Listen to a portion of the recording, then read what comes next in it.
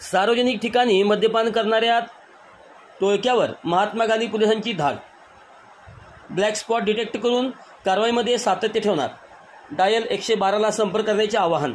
मिरज शहरातील जनावरांच्या बाजारामध्ये मद्यपानाने अंमली पदार्थ सेवन करणारी टोळकी बसत असल्याची नागरिकांची तक्रार प्राप्त झाल्याने महात्मा गांधी चौक पोलीस ठाण्याचे सहाय्यक निरीक्षक संदीप शिंदे आणि त्यांच्या पथकाने धाड टाकून मद्यपानी नशेखोरांना ताब्यात घेतले.